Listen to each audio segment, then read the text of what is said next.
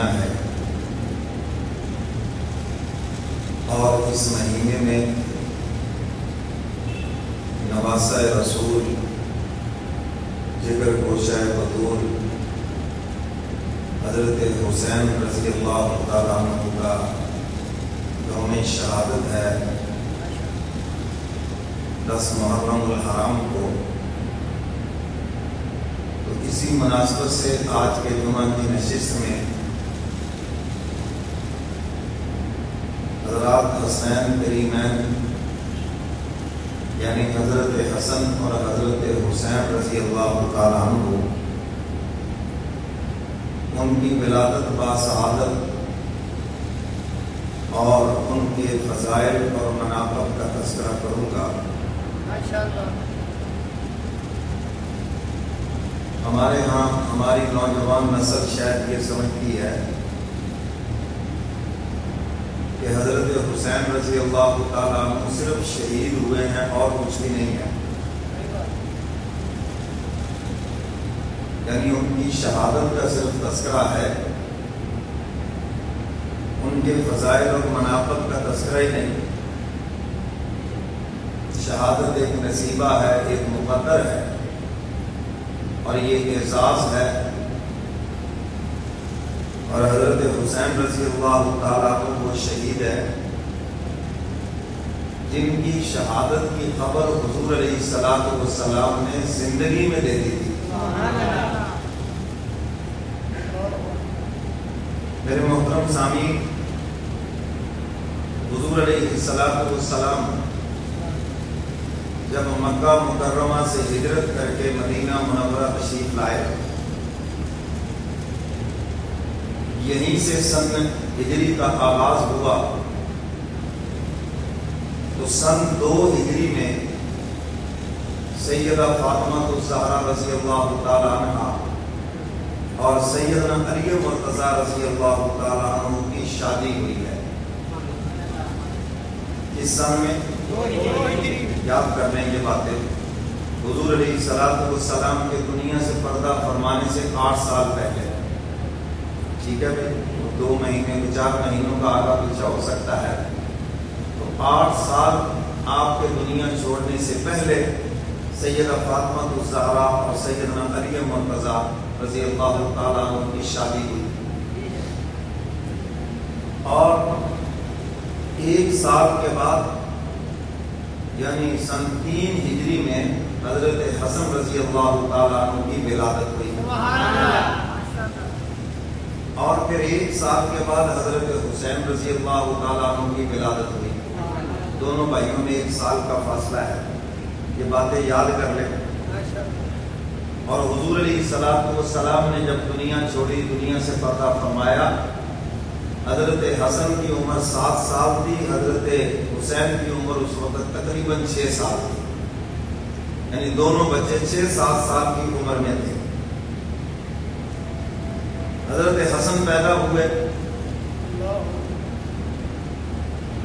حضور علیہ الصلوۃ والسلام کو بدریہ خواب بتا دیا گیا تھا کہ فاطمہ کے گھر بیٹا پیدا ہوگا۔ ام فضل نے یہ خوشخبری سنائی تھی، خواب سنایا تھا کہ جسم کا لوتڑا فاطمہ کا آپ کی گود میں، وہ بڑی گھبرائی ہوئی آئی، تو حضور علیہ الصلوۃ والسلام نے ارشاد فرمایا کہ یہ تو بڑا مبارک خواب ہے، اس میں تو بشارت ہے کہ اللہ تعالیٰ میری بیٹی کو بیٹا عطا فرمائیں گے، اور اللہ کی شان، جب حضرت حسن پیدا ہوئے تو انہوں نے کپڑے میں لپیٹ کر حضور کی گود میں ڈالا، تو حضور علیہ الصلوۃ والسلام نے ارشاد فرمایا یہی تمہارے خواب کی تعبیر ہے۔ بچہ جب آخر بولتا ہے، اور کب بولتا ہے؟ جب اس کے کان میں اذان دی جاتی ہے۔ حضرت حسن رضی اللہ تعالیٰ عنہ کے کان میں اذان حضور علیہ الصلوۃ والسلام نے دی، اور دوسرے کان میں اقامت کہی، تو حضرت حسن نے جب آنکھیں کھولی تو حضور علیہ الصلوۃ والسلام کا دیدار کیا۔ کیا شان ہے!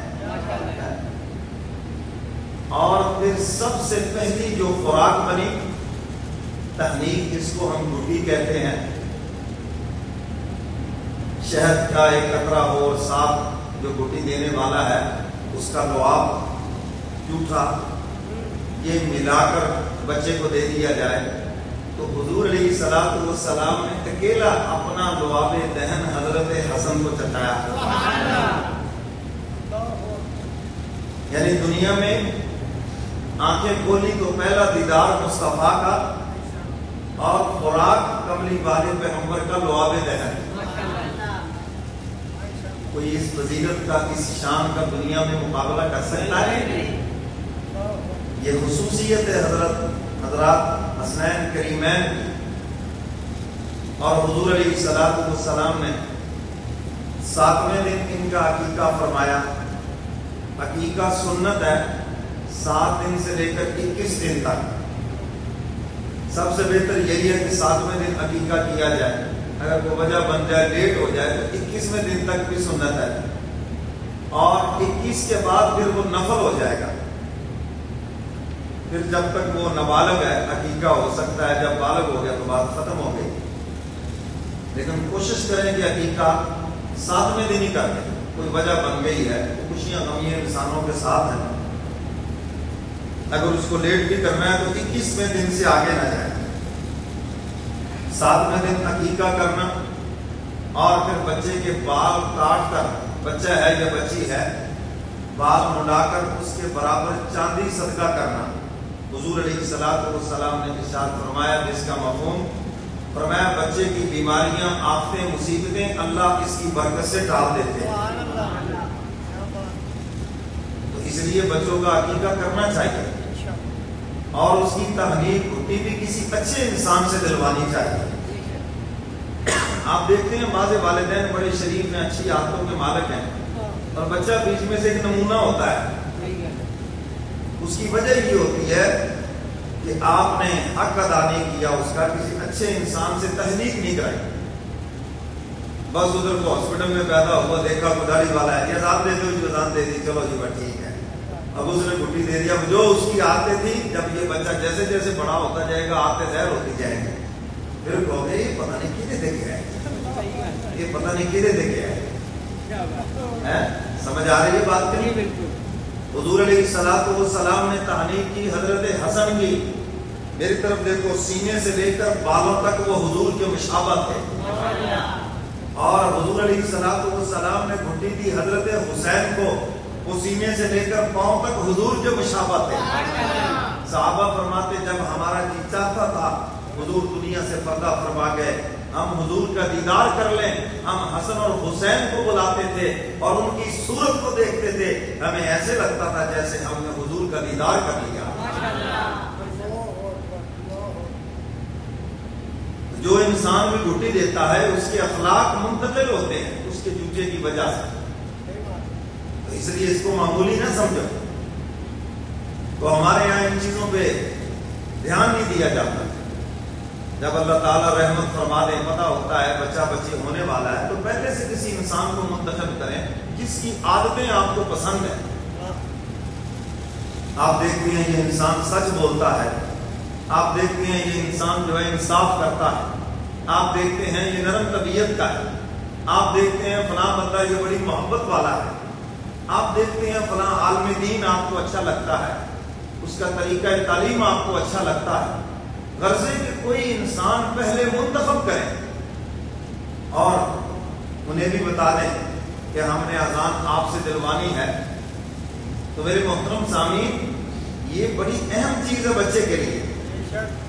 تو کسی نیک انسان سے آپ گھٹی دلوا دیں، جیسے جیسے بچہ بڑا ہوتا جائے گا اس کی وہ خوبیاں نمایاں ہوتی جائیں گی۔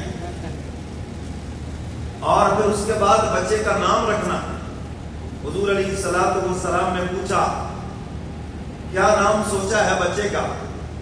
حضرت علی رضی اللہ تعالیٰ عنہ عرض کرتے ہیں اللہ کے محبوب، میں نے ان کا نام سوچا ہے حرب۔ حرب کا معنی ہے لڑائی، کیونکہ حضرت علی رضی اللہ تعالیٰ عنہ حضور علیہ الصلوۃ والسلام کی شجاعت کے عنوان ہیں، حضور کی بہادری کے عنوان ہیں، اور بہت بڑے بہادر ہیں۔ اس لیے بچے کا نام رکھا حرب. حضور علیہ الصلوۃ والسلام فرماتے نہیں, اس کا نام حرب نہیں بلکہ میں اس کا نام رکھتا ہوں اسد. اچھا یہ پہلے دن سے نام کا شخصیت پہ اثر پڑتا ہے. تو بچوں کا نام انبیاء علیہ الصلوۃ والسلام کے ناموں پہ رکھیں. بچوں کا نام حضور علیہ الصلوۃ والسلام کے نام پہ رکھیں. بچوں کا نام حضرات صحابہ کرام کے ناموں پہ رکھیں. بچیوں کا نام صحابیات کے ناموں پہ رکھیں. بزرگان دین کے ناموں پہ رکھیں. اس کا اثر پڑے گا اولاد کے اوپر. اور ہمارے یہاں یہ ہوتا ہے بچہ پیدا ہو جائے ابا کو ماڈرن جا نام بتائیں جو کسی نے نہ رکھا ہو, کسی نے نہ رکھا ہو. بڑی عجیب بات ہے یار. 1,24,000 انبیاء علیہ الصلوۃ والسلام ہیں, 1,24,000 حضرات صحابہ کرام ہیں. وہ کتنے اللہ کے ولی گزرے ہیں. تو آپ ان کا نام رکھ لیں. نہیں جی, ان کے علاوہ کو نام رکھیں جو آج تک کسی نے رکھا ہی نہیں. تو پھر اوٹ پٹانگ سے نام رکھیں گے تو اسی قسم کے پھر ان کے مزاج ہوں گے. تو میرے محترم سامعین, قیامت کے دن بہت سارے لوگوں کی بخشش صرف اچھے ناموں کی وجہ سے ہو جائے. حدیث مبارکہ میں آتا ہے کہ اللہ تعالیٰ کو 2 نام بڑے پسند ہیں, عبداللہ اور عبد الرحمن.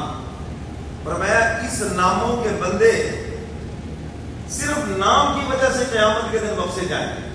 اللہ فرمائے گا اچھا تجھے یہ دنیا میں کہا گیا اللہ کا بندہ, تو اللہ تو اپنے بندوں کو تھوڑی سزا دیتا ہے. جو اس کا بن جائے اللہ تو اس کو معاف کر دیتے ہیں. عبد الرحمن, رحمان کا بندہ, اللہ فرماتے اچھا ساری زندگی یہ کہا گیا کہ رحم کرنے والے کا بندہ, اور رحم بھی ایسا کرنے والا کہ اس جیسا تو رحم کرنے والا ہی نہ ہو.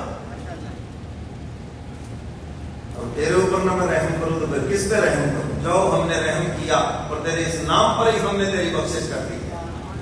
اچھا نام رکھے, شخصیت پہ اثر پڑتا ہے اس کا. تو میرے محترم سامعین,